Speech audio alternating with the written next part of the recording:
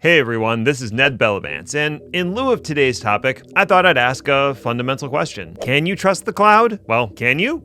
It almost seems like a silly question in this year, 2023. Like, were we done with this? The number one concern for enterprises adopting cloud was security for years, followed by cost and then capabilities, internal capabilities of their internal departments. But that has given the cloud providers ample incentive to make their cloud offerings as secure as possible, to incentivize the folks to migrate to the cloud. And we've done it. We've moved to the cloud. Those cloud providers are experts at properly securing their infrastructure because they do it at scale, and they have teams of dedicated professionals. So is the cloud secure? Yes, only it's not.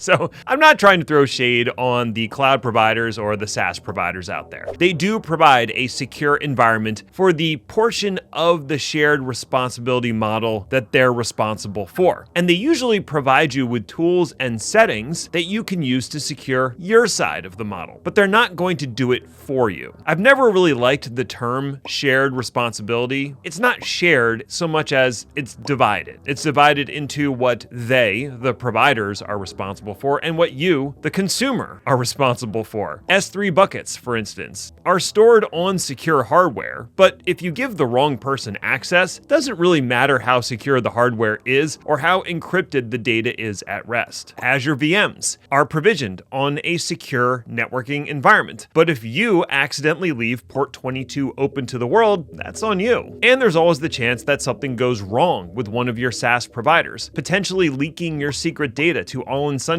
As an instructive example, let's consider what happened with CircleCI recently and what you could do to lower or mediate the inherent risk.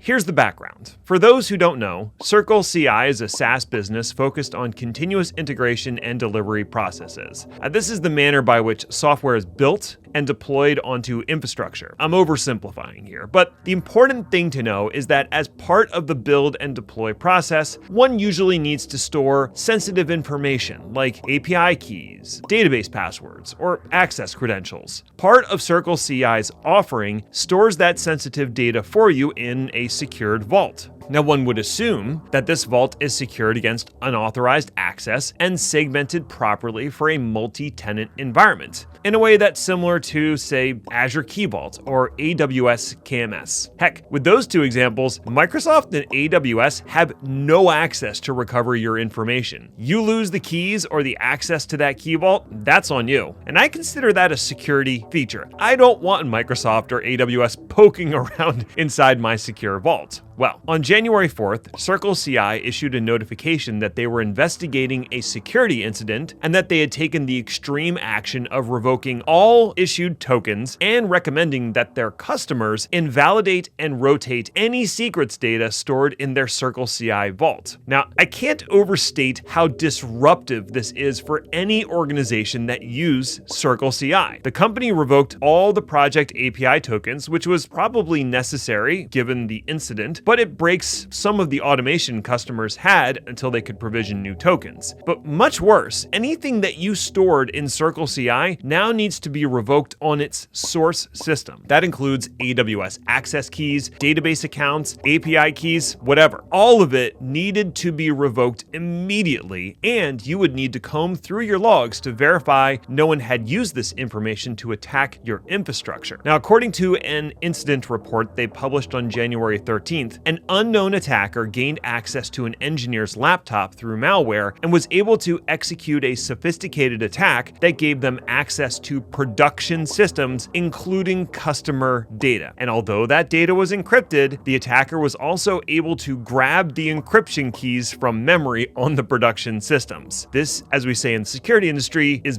bad. People had trusted CircleCI to be a steward of their static secrets, and CircleCI failed in that regard. Now, we cannot control what our SaaS providers do, but simply moving everything back on premises is also not a viable answer. So what is the alternative?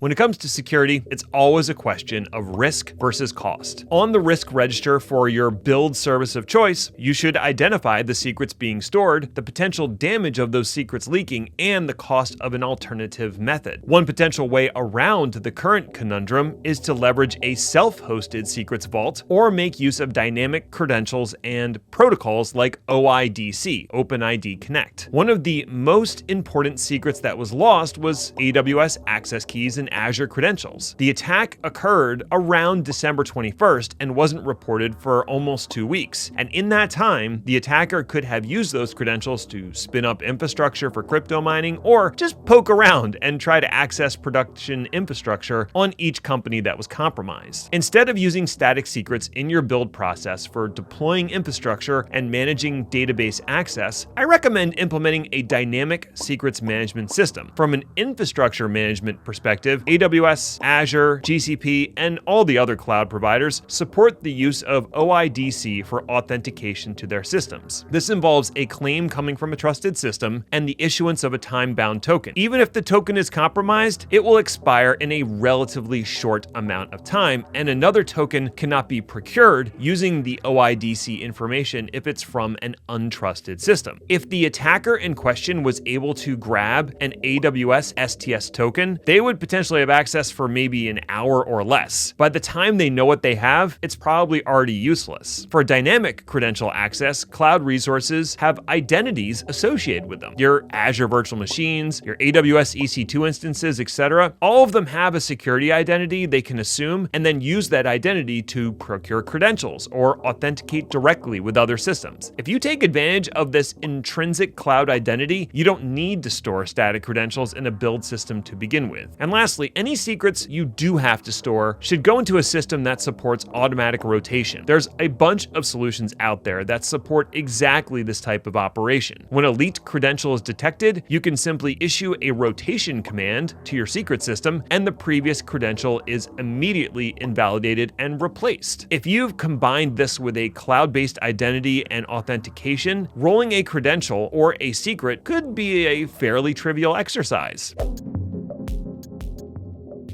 So the bottom line is, as the Circle CI incident illustrates, along with many other high-profile hacks of the last few years, housing your sensitive data with a SaaS vendor can be a dicey proposition. Now would be a great time to focus on reducing your attack surface, implementing dynamic secrets, and encrypting anything before it is stored by the SaaS service. Now that might be overkill for your less sensitive systems, but for your most critical infrastructure, a risk analysis is certainly warranted. Thanks for your time today. If you'd like to reach out, I can be found on LinkedIn under my name or on Twitter at Ned1313.